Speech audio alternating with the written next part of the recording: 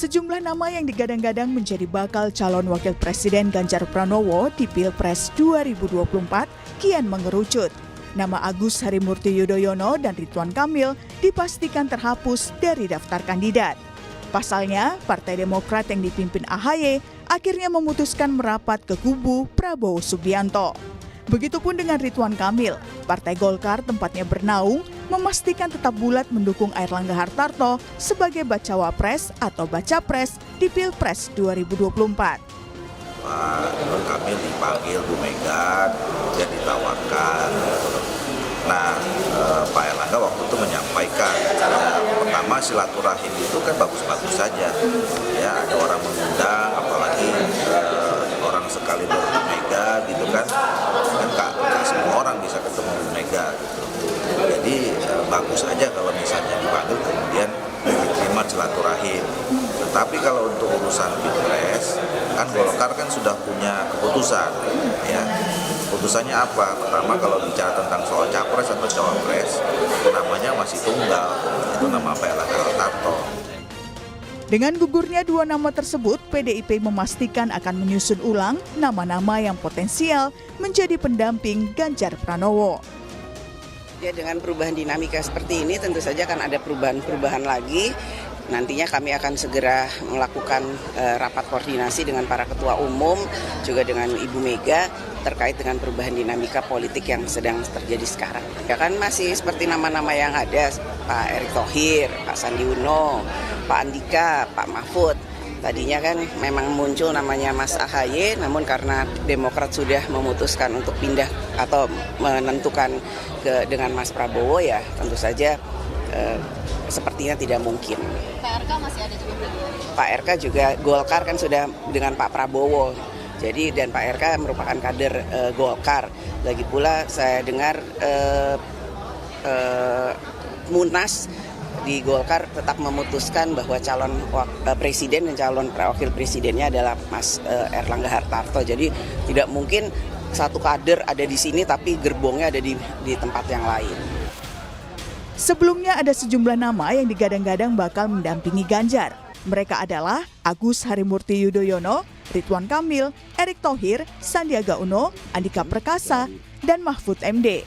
Nama Mahfud MD digadang-gadang menjadi calon kuat. Ganjar Pranowo mengakui Mahfud MD diperhitungkan karena karir politik dan pemerintahannya yang panjang. Meski begitu, calon lain juga memiliki peluang yang sama. Semua masih punya peluang yang sama pada hari ini. Dan di antara kita, dari pimpinan partai, saya semua berkomunikasi dan saya juga berkomunikasi dengan beliau-beliau. Ya, mudah-mudahan nanti kita akan segera bisa bersungguh dan menyepakati sehingga teman-teman bisa segera mendapatkan nama dari kami siapa yang akan mendampingi saya.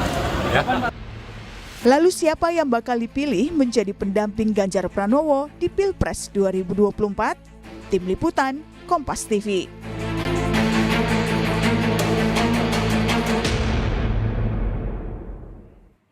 Saudara, berlabuhnya Demokrat ke kubu Prabowo Subianto dan keputusan bulat Golkar untuk tetap mengusung sang ketua umum Partai Golkar yakni Airlangga Hartarto sebagai bakal calon wakil presiden atau baca pres membuat nama AHY dan juga RK ini otomatis terhapus dari daftar kandidat bacawa pres Ganjar Pranowo.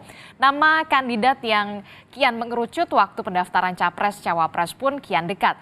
Lalu kapan sebenarnya Ganjar Pranowo dan juga Prabowo Subianto akan mengumumkan calon pendamping di Pilpres 2024? Apa yang sebenarnya ditunggu kedua kubu ini? Kami bahas bersama dengan sejumlah narasumber di pagi hari ini. Sudah ada Ketua DPP PDI Perjuangan, Bang Eriko Sutarduga, dan juga ada Ketua DPP Partai Golkar, Bang Dev Laksono, serta ada pakar komunikasi politik dari Universitas Pendidikan Indonesia, Prof. Karim Suryadi. Selamat pagi Bapak-Bapak semuanya. Assalamualaikum. Selamat pagi, Assalamualaikum Adisti. Pagi, gimana kabar semua, sehat? Sehat semua. Ya, saya ingat betul ya pada awal September berdiskusi sama Bang Eriko, lihat saja nanti kita lihat pergerakannya semakin dinamis. Banyak pergerakan yang tidak terduga-duga. Betul ada yang setia dan tidak setia, Bung Eriko? Ya, Mbak Adisti, Bung Dev dan juga Prof. Karim beserta seluruh mahasiswanya di belakang, yaitu menunjukkan Prof. Karim tetap awet muda, Mbak. Nah, Mbak Adisti, yang tetap dalam kehidupan tuh hanya perubahan itu sendiri. Itu sudah pasti. Politik is the art of possibilities. Apapun bisa terjadi di dunia politik. Dan saya sudah sampaikan di awal September, lihat sebentar lagi Mbak Adisti, ini dugaan saya pasti ini akan ada perubahan-perubahan yang menarik ini. Nah, ini sekarang sudah terjadi, di mana yang tadinya dikira berlabuh di satu kerjasama atau satu koalisi, ini ternyata ikut di dalam koalisi yang lain, dan begitu juga perkembangan yang ada di dalam koalisi ini keluar dan sekarang bergabung dengan Bung Dev di koalisinya Golkar atau kerjasamanya. Maksudnya Partai Demokrat begitu? Ya, ini hal yang sudah kita duga juga. Karena kenapa? Memang ini bukan sesuatu hal yang aneh bahwa itu akan terjadi. Dan ini mirip-mirip seperti 2014 ini Mbak Adisti. Ini menarik ini. Nanti jangan-jangan ada lagi nanti yang bergerak lebih jauh lagi seperti Siapa itu. Tuh? Ya, nanti ditanya Bung Dev lah sama Prof Karim. Nanti kalau sudah ada jawaban dari Bung Dev sama Prof Karim, baru nanti saya tanggapin Mbak Adisti. Itu barangkali. Oke, nah ini tadi mengutip juga pernyataan dari Mbak Puan ini, kalau RK dan juga AHY ini sudah otomatis lah dicoret dari daftar kandidat calon wakil presiden, karena kemudian RK ternyata diusung untuk menjadi calon gubernur, dan sebaliknya AHY sendiri sudah merapat ke kubu Prabowo Subianto. Yang tersisa ini ada nama Pak Mahfud, Pak Erik, Pak Sandi, dan juga ada Pak Andika Perkasa. Nah, informasinya nih katanya yang paling kuat Pak Mahfud nih, betul? Mbak Adisti, saya harus jujur, memang yang berkembang di internal kita, apa yang sudah disampaikan Mbak Puan itu sangat benar. Bahwa yang menguat itu sebenarnya ada 3. Pak Mahfud MD, tentu beliau adalah seorang yang memang mempunyai intuisi yang luar biasa, dan juga orang yang berani menyatakan benar itu benar. Nah, itu langka di zaman saat ini, tidak ada beban karena memang beliau orang-orang yang lurus-lurus saja, begitu Mbak Adisti. Nah, begitu juga Mas Sandi, seorang pengusaha, seorang muda yang memang berhasil. Nah, Mas Andika ya sudah mencapai Panglima TNI, apalagi dia di atas daripada itu. Nah, tapi jangan lupa juga Mbak Adisti bahwa ada TGB, Tuan Guru Bajang, yang kemungkinan diusulkan juga oleh saudara kami Perindo. Nah, ini bisa saja. Nah, saya mau sampaikan satu hal yang menarik Mbak Adisti, bahwa mungkin saja, ini kan ada 4 kan, bisa saja nanti ada 1-2 lagi yang muncul tidak terduga Mbak Adisti. Waduh. Bisa saja. Apakah itu laki-laki, apakah perempuan, nah monggo saja difikirkan sendiri. Tapi ini kemungkinan-kemungkinan yang menarik, karena kenapa? Ini sesuatu yang sampai katakanlah mendekati akhir itu akan terjadi perubahan-perubahan, dan itu semua sangat wajar. Nah, satu hal Mbak Adisti yang kita tidak boleh lupa, bahwa namanya calon wakil presiden ini harus sinergi dengan calon presiden, dengan kita, dengan Mas Ganjar, tapi tidak boleh melampaui, tidak boleh melebihi. Nah, bayangkan mencari seseorang yang mendekati sempurna, tapi bukan berarti dia menjadi lebih di depan. Apapun presiden yang menjadi yang utama. Wakil presiden adalah melengkapi. Dan apa? Ini yang terakhir. Ini yang paling menarik. Menarik nggak buat rakyat? Betul kan? Ya, oke. Jadi tidak hanya saling melengkapi, tapi juga harus menarik untuk rakyat, begitu? Itu ya pesannya ya? Apakah dia mendukung generasi muda, seperti yang di belakang Profesor Karim, adik-adik mahasiswa, generasi Gen Z? Oh, ini penting sekali. Ini kode lagi nih, generasi muda ya? Iya, betul. Oke, saya langsung ke Bung Dev. Bung Dev, ini kita tahu Golkar berkomitmen untuk mengusung ketumnya Erlangga Hartarto jadi baca pres ataupun bacawa pres. Mengutip dari pernyataan Mbak Puan, bahkan hasil munasnya sudah ada. Apakah sudah ada kesepakatan dengan koalisi Prabowo? Siapa sih sebenarnya yang jadi bakal cawapres Prabowo? Apalagi Demokrat member baru nih. Iya. Gini, kalau mengenai pembahasan soal calon wakil presiden itu pasti akan kita bahas secara bersama.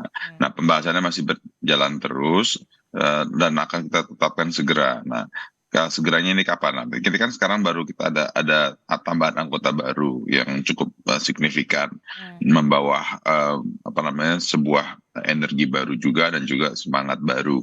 Nah, nanti bersama-sama baru kita duduk untuk kita putuskan siapa yang terbaik, baik apakah itu dari internal ataupun kita pilih figur lain. Akan tapi yang pasti itu dari Golkar tuh kita tetap mendorong satu nama, yaitu Pak Erlangga Hartarto. Nah, akan tapi keputusan secara bersama itu, nah itu harus tunggu dinamikanya itu bagaimana antar komunikasi antara sesama ketua umum untuk kita bisa menentukan pilihan yang terbaik untuk kita semua. Tapi Gitu. rasanya lama sekali ya, padahal sudah ada member baru nih yang bisa dikatakan memperkuat. Lama sekali. Apa yang sebenarnya ditunggu? Udah ada nih gerbong baru begitu. Apa yang ditunggu lagi? Ya, kita nunggu pasnya lah, momen yang tepat untuk kita mengumumkan secara bersama-sama. Kita menunggu dinamika dan ritme yang sejalan agar ketika kita mengumumkan ini sudah smooth semuanya dan semua pihak itu sudah yakin bahwa ini adalah pilihan yang terbaik. Karena kan kita ingin kan menang kan. Kita ingat Pak Prabowo ini maju sudah dari 2004 ya. Ini berarti sudah kelima kalinya nih beliau maju dari mulai waktu itu ikut konvensi Golkar hingga maju capres 2 kali. Nah sekarang ini maju di dalam perhelatan calon presiden dan sudah terlihat bahwa semua elemen dalam pemerintahan itu baik yang lampau ataupun yang kini itu siap untuk mendorong mensukseskan beliau menjadi presiden yang dia akan datang. Oke, jadi nunggu momentumnya yang pas begitu. Nunggu momentum apa nih agar smooth? Apakah nanti pada saat Rapimnas Partai Demokrat hari Kamis? Nanti kita lihat ya Mbak, hari Kamis kan tinggal besok. Ya, itu dia. Nah, berbicara soal Rapimnas nih Partai Demokrat, berarti seluruh ketua umum di Koalisi Indonesia Maju akan hadir lah ya? Ya, pasti akan hadir, juga akan membawa timnya masing-masing untuk agar acara itu meriah dan juga solid dan juga kita bisa menyamai semangat dan juga energi baru untuk kita bisa semakin yakin, karena kita kan bukan hanya berpikir calon wakil presiden saja, kita kan juga harus berpikir tim pemenangannya, terus juga pembagian wilayahnya, pembagian tanggung jawabnya agar kerja daripada tim pemenangannya itu bisa optimal dan bisa merampatkan hasil yang baik. Oke, apa sekali? Ya, Bang Eriko. Ada yang menarik ini kan apa? Saya Bung Dev ini, saya dekat dulu pernah tampil di sana juga di Indramayu. Nah, saya ingin mungkin menanyakan satu hal yang menarik. Bagaimana kalau bukan misalnya Pak Erlangga yang ditunjuk menjadi calon wakil presiden? Begini, karena kami mendengar bahwa yang kuat di tempatnya Bung Dev itu adalah Mas Erik sama Mas Gibran. Nah, ini bagaimana seperti itu? Apalagi biar menjadi informasi bagi masyarakat juga, Bung Dev. Iya, nah itu dia bagaimana ada nama Erick Thohir, ada juga nama Gibran. Padahal Gibran punyanya PDI Perjuangan ya. Ya kalau Gibran sepertinya kayaknya kan sudah tidak mungkin ya, karena masalah putusan MK kan belum selesai juga ya. Jadi kan ketahan masalah umur itu satu. Terus kalau Pak Erik ya ini pembahasan masih berlangsung, jadi kita tunggu saja pembahasan antara ketua umum sebelum memutuskan dan memilih yang terbaik. Oke, jadi puas ya Bang Eriko ya, ternyata nama Gibran sudah aman lah ya, tidak diotak-atik lagi ya. Tapi ya kecuali MK putusinnya lebih cepat. Waduh. Berarti ada kemungkinan Mbak Adisti, Prof Karim ini supaya Prof Karim makin tertantang dia di depan mahasiswa-mahasiswa. Ya udah deh, oke Prof Karim, silahkan Prof Karim menanggapinya gimana nih? Ya, Bang Dev, Bang Eriko, jadi sengaja saya ini lagi ngajar memang, terus diundang Kompas TV, mahasiswa S2 ini sebenarnya mahasiswa PKN. Jadi biar mereka sadar pemilu itu merupakan agenda mereka juga, seperti agenda kuliah gitu ya, jadi akan nyoblos. Nah tadi Bang Eriko sama Bung Dev itu melontarkan sebuah potret yang menarik ya, yang menambah perbenaran politik kita. Kalau selama ini kita hanya bicara power game, power sharing, ternyata Bang Eriko dan Bung Dev ini menyebut-nyebut ritme, menyebut-nyebut kejutan, itu jadi ada political dancing yang makin tak terduga. Nah, jangan-jangan dan mungkin ya, apakah kejutan itu termasuk mungkin munculnya nama Ganjar di kancahnya Prabowo, atau jangan-jangan juga bisa jadi munculnya Prabowo di kancahnya Ganjar. Bisa jadi barangkali. Tetapi terlepas dari itu semua, saya tidak bisa membaca terlalu jauh, sebab bursa capres cawapres terutama cawapres. Kalau saya melihat misalnya penelitian longitudinal dari tahun 1920 sampai 1920 sampai 1987, ternyata indikator yang digunakan untuk memilih cawapres itu dibagi dua. Ada yang observasional, unobservasional. Yang observasional tadi sudah disebut oleh Bung Dev, Bang Eriko. Salah satunya adalah share tiket. Jadi cawapres yang diusung untuk memenangkan pasangan ini akan menyumbang tiket tertentu, baik secara demografis, geografis, kondisi sosial tertentu. Jadi artinya cawapres tidak datang dari pembelahan sosial yang sama, tidak datang dari daerah yang sama, tidak datang dari basis yang sama. Kemudian yang kedua, yang termasuk observasional adalah kompetensi pemerintahan, kompetensi pengalaman panjang dalam pemerintahan. Inilah yang memungkinkan kandidat akan dinilai sebagai punya kapasitas, kapabilitas, dan adaptabilitas. Dan ini pula yang mengesankan kandidat itu memang layak dalam mata pemilih, dalam masa rakyat. Dan yang ketiga yang lebih penting, in case dia harus menggantikan presiden karena satu hal dan lain sebab, maka ia bisa melakukannya menjadi pengganti presiden. Nah, hanya itu yang observasional. Tapi ada yang unobservasional yang tidak bisa saya sebut. Tapi intinya adalah yang unobservasional itu adalah perasaan nyaman antara presiden dan wakil presiden ketika dua sosok ini akan digabungkan. Dan penjumlahannya bukan sekedar gabungan dukungan dari A dan B, tapi lebih merupakan sebuah sinergi. Nah, barangkali ini yang hanya diketahui oleh kandidat bakal calon presiden, gitu ya. Bukan walinya, bukan saksinya. Jadi begitu, Adisti. Jadi sebenarnya kriteria sudah disebut, kemudian elit partai juga sudah menyebut. Sebenarnya tinggal kapan ini sebenarnya hitbah ini akan terjadi. Kok lama banget lamarannya, kenalan itu Bang Eriko. Nah, itu dia yang jadi pertanyaan, kok lama banget sih Prof Karim? Tadi Prof Karim lengkap sekali bagaimana kemudian menjelaskan secara observasional, dan juga yang terakhir itu juga yang tadi unobservasional, harus ada chemistry pastinya ya Prof Karim ya. Padahal ini sebentar lagi nih udah mau pendaftaran capres sama cawapres, apa sih yang sebenarnya ditunggu? Apakah mungkin kemudian akan terbentuk dua poros, Prof Karim? Nah, itu dia yang menjadi tanya saya kenapa sih kok alot gitu ya, padahal pelamar banyak, baik itu Prabowo, namanya itu aja padahal loh. Ya, namanya dia tidak berubah. Misalnya kurang mentereng apa Sandiaga Uno ya? Dia adalah bakal calon presiden, bakal calon wakil presiden yang paling berpengalaman yang ada. Betul kan? Betul. Seperti halnya Pak Prabowo adalah bakal calon presiden yang paling berpengalaman. Pak Ganjar kan pengalamannya sebagai gubernur, bukan sebagai calon presiden. Nah, kemudian ada Pak Mahfud MD, orang yang paling punya pengalaman panjang di pemerintahan. Ada juga disebut-sebut misalnya Ridwan Kamil, meskipun dia bilang saya punya patsun politik dan saya adalah baut dari mesin politik Golkar. Ada Pak Erlangga juga. Ada Erick Thohir, seorang pengusaha, seorang yang sangat dikenal di kalangan olahraga, gitu ya. Pengalaman pemerintahnya ada. Jadi menurut saya ingin katakan kartu sebenarnya sudah ada di atas meja para ketua umum partai. Tinggal menunggu ini momennya kapan. Nah, tapi pertanyaan ini sudah mepet itu bukan pertanyaan penting dalam politik. Pastilah Bung Dev, Bang Eriko hafal betul tidak penting kapan. Mulai berlari, yang penting kan tiba pada garis finish awal. Apalagi orang-orang yang disebut-sebut itu kan bukan orang-orang kaleng-kaleng yang tidak dikenal gitu ya. Pasti ya. Meskipun itu tadi. Juga, usianya sama dengan saya Bang Eriko ya. Bang Eriko nampaknya udah nggak sabar ya mau menanggapi soal sebenarnya kartu ini sudah di atas meja, tinggal menunggu momentumnya. Betulkah seperti itu? Kita akan bahas dan kita akan jawab di Sapa Indonesia Pagi usai jeda. Tetaplah bersama kami.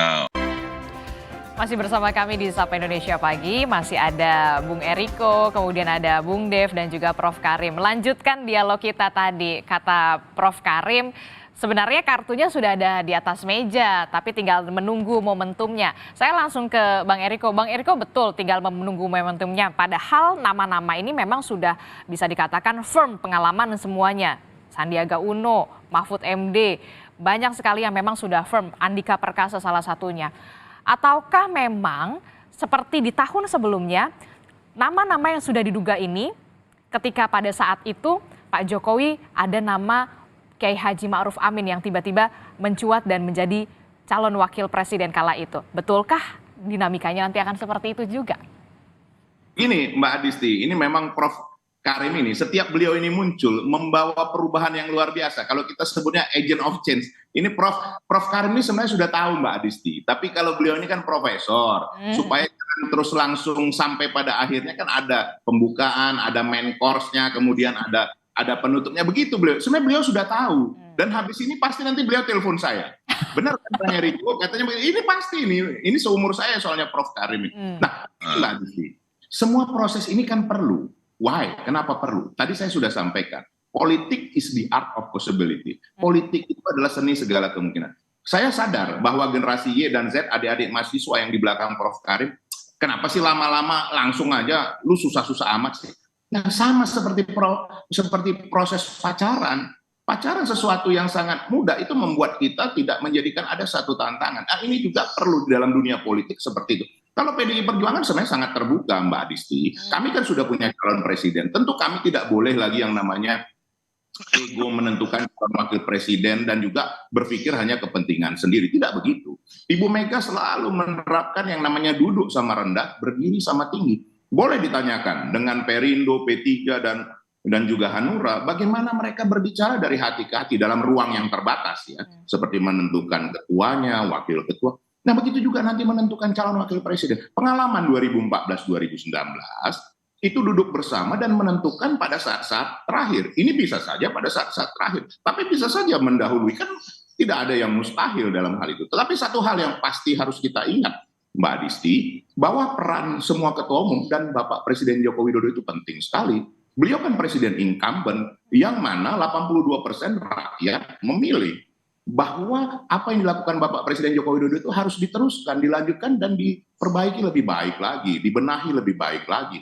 Nah, itu tidak kita bisa pungkiri. Dan terakhir tentu dengan Mas Ganjar harus ada istri yang dikatakan Prof Karim tadi.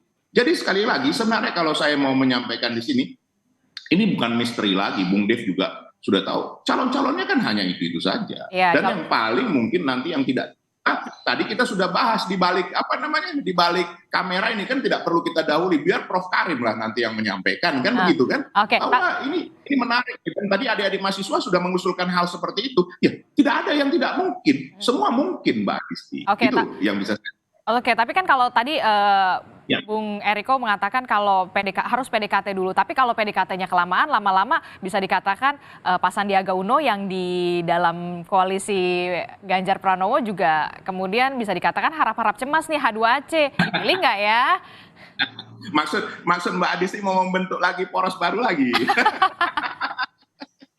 Bukan tidak mungkin ya, semua masih mungkin. Tetapi menurut saya, ini pandangan boleh kan? Ini menurut pandangan pribadi saya, dalam situasi seperti ini sudah tidak pas lagi untuk membentuk poros baru. Malah porosnya dari 3 menjadi 2 itu mungkin. Nah, itu dia tuh menarik. Tidak mungkin membuat poros baru, bahkan bisa jadi bukan tidak mungkin ya, sudah sangat kecil kemungkinannya. Oke, gitu, kecil kemungkinannya ada poros baru.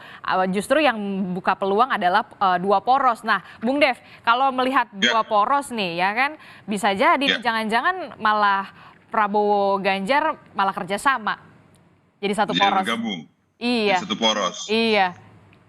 Ya, tadi seperti yang disampaikan oleh Bang Eriko ataupun Prof Karim ya, di dalam politik Indonesia ini kan di art of possibility-nya sangat kencang, sangat kuat. Jadi ya, dan juga semuanya kan menginginkan kemenangan. Nah, tergantung diskusi akhirnya saja. Tapi kalau saya sih meyakini bahwa langkah apapun diambil oleh para calon presiden ini pasti akan melibatkan para mitra koalisinya, apalagi di dalam koalisinya Pak Prabowo ini kan sudah cukup besar. Ada partai-partai besar di baik parlemen ataupun non parlemen yang tergabung di dalam situ. Jadi sebelum membuat satu keputusan, apalagi keputusan yang sangat strategis, pasti akan dibahas terlebih dahulu karena tidak ingin ada kekecewaan dan kekisruhan yang menyebabkan seperti misalnya kemarin Demokrat hengkang dari koalisi perubahan. Terus, tapi yang kita bingung juga dari tadi Bang Eriko ngomong perubahan terus nih, ini ada maksud apa lagi kan ya? Nah, Ada maksud apa nih? ada maksud apa yang mau dirubah nih Bang Eriko gitu. Tapi nggak gini lah ya, yang pasti segala macam keputusan strategis itu akan dibahas terlebih dahulu sebelum diputuskan, karena ini akan berdampak kepada semuanya. Oke, Prof Karim melihatnya seperti apa? Kalau tadi Bung Eriko mengatakan kalau ada poros baru, ya kecil lah kemungkinannya, justru malah bisa jadi 2 poros. Apa jangan-jangan nantinya 2 kubu ini akan bersatu gitu, walaupun memang awalnya ya 2 putaran lah gitu lah.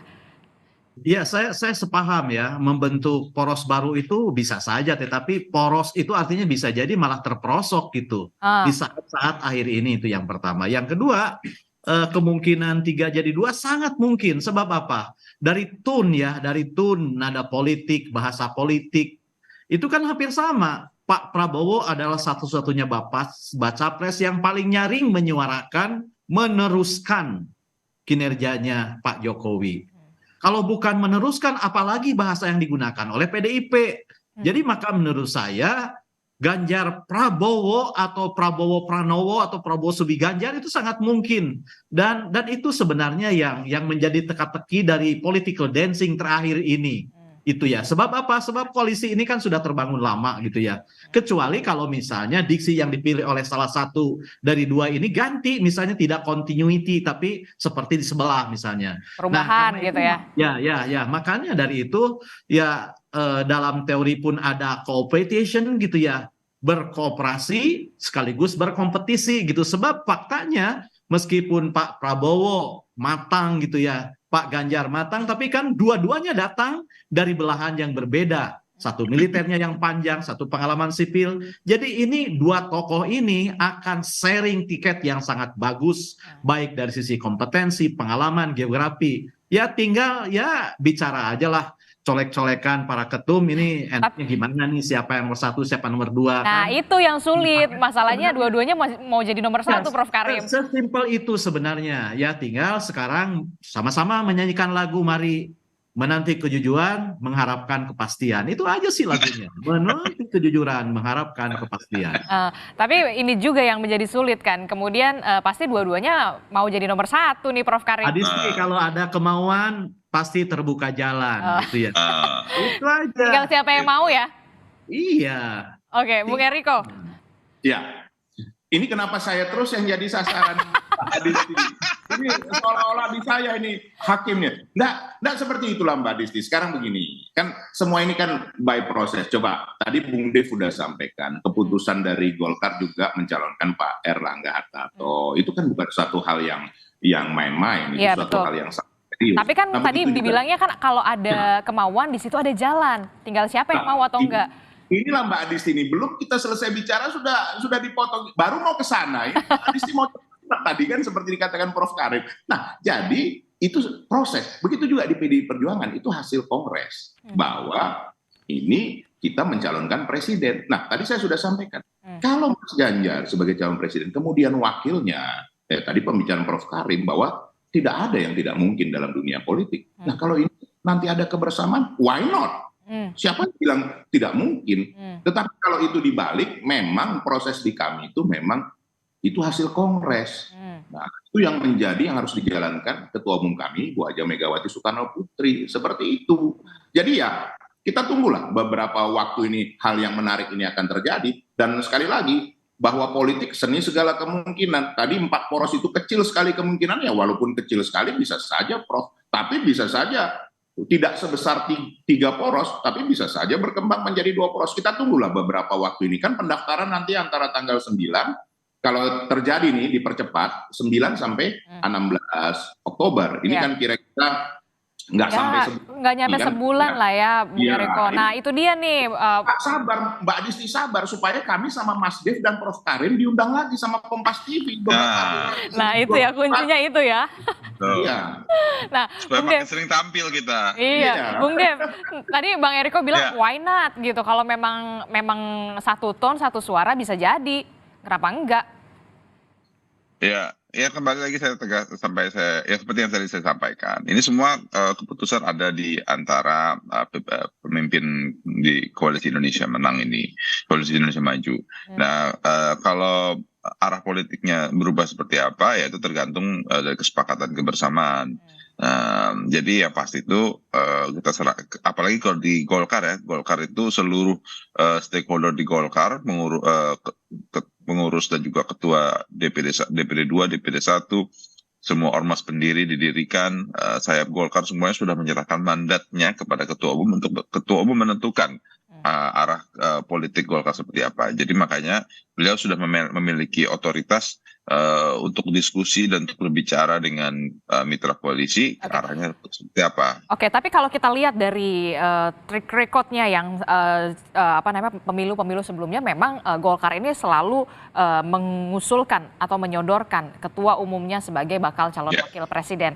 Tentu ya, pasti ya. Nah, jika kemudian Pak Prabowo ini akhirnya memilih orang lain, nama lain yang bukan dari Golkar sebagai bakal calon wakil presiden, apa yang kemudian langkah yang akan diambil? Tetap solid atau jangan-jangan bisa berpaling lagi?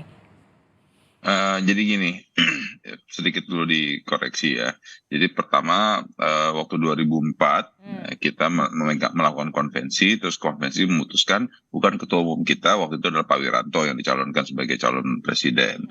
Nah, 2009 kita mendorong Pak Yusuf Kalla sebagai calon presiden waktu itu ketua umum. Betul. 2014 kita menyepakati untuk mendukung Pak Prabowo pada saat itu sebagai calon presiden. 2019 pun juga dari awal-awal sebelum Munas Golkar bahkan ya kita sudah menyatakan mendukung Pak Jokowi sebagai calon presiden. Jadi kalau dibilang kata setiap pemilu Golkar selalu mendorong ketua umum, tidak. Tapi memang yang terbaik adalah bagi partai ya organisasi apapun pasti ketua umumnya untuk kita calonkan. Nah, keputusan kembali lagi saya sampaikan sekarang ini ketua umum sudah memegang mandat dari seluruh partai, dari seluruh elemen partai, dari seluruh dari tingkat bawah dan tingkat dari samping, semua sudah menyerahkan mandat ketua umum untuk ketua umum berbicara dengan mitra koalisi untuk menentukan pilihannya. Nah, ya tentu kita tetap mendorong dan berharap bahwa Pak Erlangga adalah yang terbaik untuk mendampingi Pak Prabowo. Nah, cuman yang kembali lagi bahwa itu semua keputusan ada di antara koalisi untuk menentukan arah yang terbaik demi kita bisa menggapai kemenangan. Oke, itu dia yang menjadi kunci lah ya. Apakah mungkin harus digodok ulang karena memang ada member baru, bisa dikatakan bahkan kemarin Ketua Majelis Tinggi Partai Demokrat Susilo Bambang Yudhoyono bertemu langsung oleh Pak Prabowo di Hambalang akhir pekan lalu. Apakah ini yang digodok dulu, tim pemenangannya dulu nih yang senior yang untuk maju? Maksudnya ketua timnya gitu? Iya betul, tim pemenangannya dulu yang ya itu pasti pembahasannya juga dilakukan secara bersamaan ya, karena kan seperti tadi saya sampaikan ini kan harus semua saling berkaitan. Pasangannya ini harus pasangan yang paling terbaik, yang paling bisa diterima masyarakat.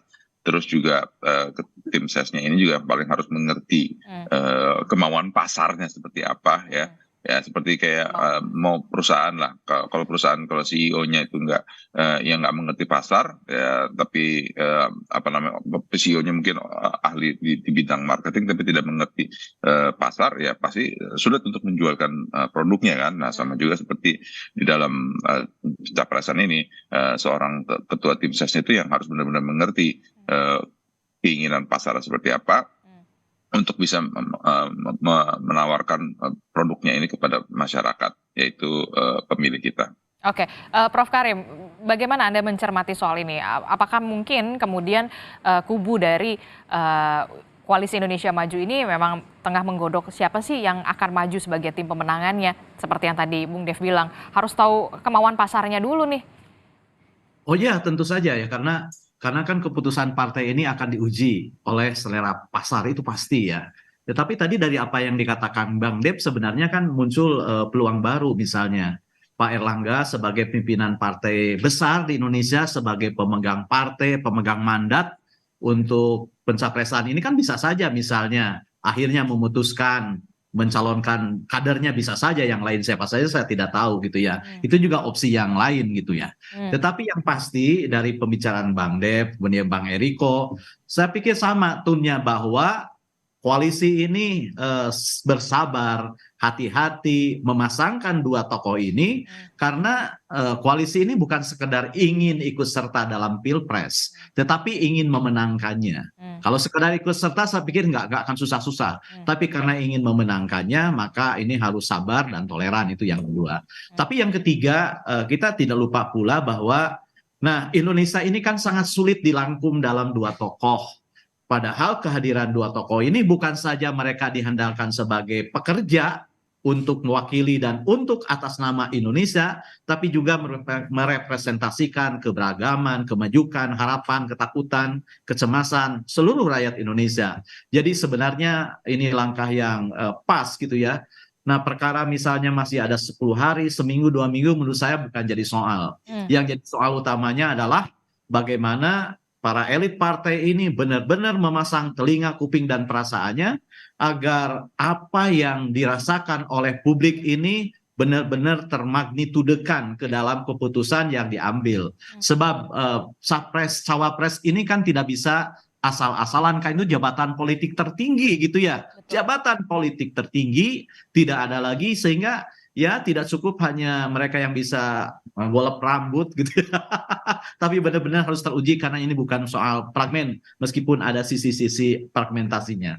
Oke. Gitu Adisti ya. Oke, itu tadi yang juga sudah disampaikan oleh Prof. Karim. Silakan, Bung Eriko. Ya, itu saya senangnya dengan Prof. Karim ini ya, selalu beliau memang hatinya ada di kami. Coba selalu kan ada 3 hal kan begitu. Itu benar tuh Prof. Karim ya, memang itu nantinya ya, sekarang pun menguat ketiga kan, kira-kira begitu Prof. Karim. Ini sebenarnya Mbak Dista, kenapa proses ini kesannya seolah-olah terlalu lama? Saya jawab kepada adik-adik mahasiswa pada generasi muda yang nanti 56,45% yang akan memilih di masa mendatang. Ini mau memilih seseorang yang terbaik dari yang terbaik di antara 273 juta jiwa masyarakat Indonesia. Sekali lagi, kita tidak boleh lupa bahwa yang menentukan ini, betul, para ketua umum mengajukan calon presiden dan wakil presiden. Satu partai atau sejumlah partai. Tetapi yang memilih ini adalah rakyat Indonesia. Memilih yang terbaik dari yang terbaik, yang ada di hati masyarakat Indonesia, rakyat Indonesia. Itu tidak mudah. Yang kedua apa? Yang kedua, ini harus juga memiliki kemampuan yang luar biasa. Coba bayangkan tantangan ke depan nih, Pak Jokowi sudah sampaikan 13 tahun ke depan yang paling penting untuk Indonesia bisa menjadi kekuatan nanti keempat terbesar di dunia di tahun era anak-anak muda kita ini di 2045 Indonesia Emas. Yang ketiga, ini harus sinkron dengan Mas Ganjar, saling melengkapi, tapi tidak boleh mendahului. Tadi yang disampaikan Prof. Karim, tidak boleh dia di depan cawapresnya, tetapi dia juga harus siap kalau ada hal pada saat di mana presiden keluar negeri, di mana presiden katakan jauh-jauh lah seperti itu sakit atau apa, dia bisa mengcover ini. Ini yang memang kita tunggu. Jadi proses ini Mbak Adista, kalau menurut dugaan saya, sekali lagi saya tidak begitu suka sebenarnya menduga-duga, walaupun nama saya Riko Sotarduga, ini menarik nih dalam beberapa waktu ini. Makanya Mbak Adista, tiap minggu undanglah kami bersama. Oke, nah ini singkat saja. Kalau misalkan tadi dibilang harus sinkron begitu, kalau P3 sendiri bahkan sudah menyebut 2 nama sebenarnya. Ada Pak Sandiaga Uno dan juga Mahfud MD. Kalau dari PDI Perjuangan sendiri, siapa yang kemudian betul-betul diperhitungkan saat ini? 2 nama. Sekali lagi, kalau kami di internal kami tidak mau terlalu jauh membahas itu, biarlah itu adalah wewenang ketua umum. Karena kenapa? Kami tidak boleh egois Mbak Adista. Kami ada Mas Ganjar. Biarlah ketua umum dengan para ketua umum, dengan nanti Bapak Presiden Joko Widodo dan Mas Ganjar Pranowo yang nanti akan menentukannya. Kami ini siapapun yang ditentukan, kita siap untuk maju. Kami sudah mengalami dikeroyok di tahun 2014 dan kami siap juga di tahun 2024 ini. Ya, singkat Bang Dev, kalau di Koalisi Indonesia Maju boleh 2 nama, kira-kira siapa yang paling diperhitungkan? Ada kemudian RK, kemudian juga mungkin AHY, Erick Thohir, siapa kira-kira 2 nama yang kemudian? Ya kalau Mbak tanya ke saya, pasti saya jawabnya adalah Pak Erlangga Hartarto gitu. Karena kan dari kacamata saya, yang terbaik itu adalah Pak Erlangga Hartarto. Saya bisa memberikan berbagai macam reasoning, alasan segala macam, tapi ujungnya kembali juga kepada loyalitas ke partai, bahwa kita itu menyatakan bahwa yang terbaik buat bangsa adalah Pak Erlangga Hartarto. Oke, kita akan tunggu bagaimana kemudian dinamika-dinamika politik yang masih bisa dikatakan cukup cair dan juga apalagi menjelang Rapimnas Partai Demokrat, kita akan lihat bagaimana nantinya dinamikanya. Terima kasih sudah ada Ketua DPP PDI Perjuangan, Bung Eriko Sotarduga, dan juga ada Ketua DPP Partai Golkar, Bung Dev Laksono, dan juga ada pakar komunikasi politik dari Universitas Pendidikan Indonesia, Prof. Karim Suryadi telah bergabung bersama kami. Terima kasih Bang Dev, Bang Eriko. Terima kasih Bapak-Bapak, kita akan ketemu lagi di lain kesempatan ya. Adik-adik mahasiswa yang ada di belakang. Baik, terima kasih.